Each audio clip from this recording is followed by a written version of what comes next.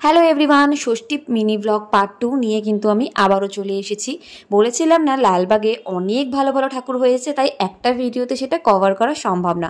তো এখন আমরা চলে এসেছি কুর্মিতলাতে, যেখানটাতে করেছে কামাখ্যা মন্দির। ভেতরে ঢুকে দেখলাম যে এখানে ফুল দেওয়া হচ্ছে মায়ের চরণে দেওয়ার জন্য। তো এই জিনিসটা আমার বেশ ভালো লেগেছে। তো ঠাকুর দেখে চলে এলাম পরে আরও একটা মণ্ডপে, যেখানে আগের বছর রাম মন্দির করা হয়েছিল।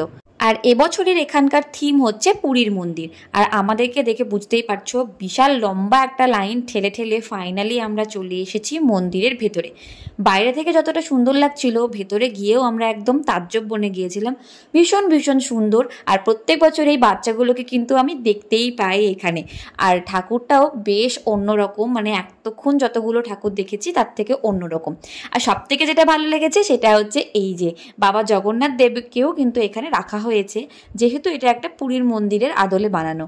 পুজো হোক আর যাই হোক, মেয়েদের কাছে ফুচকা হচ্ছে ইমোশন, সেটাকে ফেলে কিন্তু একদম যাওয়া যাবে না। তো ফুচকা খেয়ে তারপর অনেক কটা সুন্দর সুন্দর ঠাকুর দেখে আমরা আবার ব্যাক করে চলে এসেছি বহরমপুরে। আর এদিকে যেহেতু রাত হয়ে গিয়েছে, তাই ভাবলাম কি খাওয়া যায়। সবাই মিলে বলল যে চলো একটা করে চিকেন রোল খাওয়া যাক। তো যা বলা তাই কাজ, চিকেন রোল নিয়ে কিন্তু চলে আসা হয়েছে। অনেক দিন পর একটা দারুণ চিকেন রোল খেলাম। আমাদের আজকে সন্ধ্যাটা কিন্তু দারুণ কাটলো। তোমাদের কেমন লাগলো অবশ্যই আমাদেরকে জানিও। দেখা হবে পরের ভিডিওতে। Bye bye.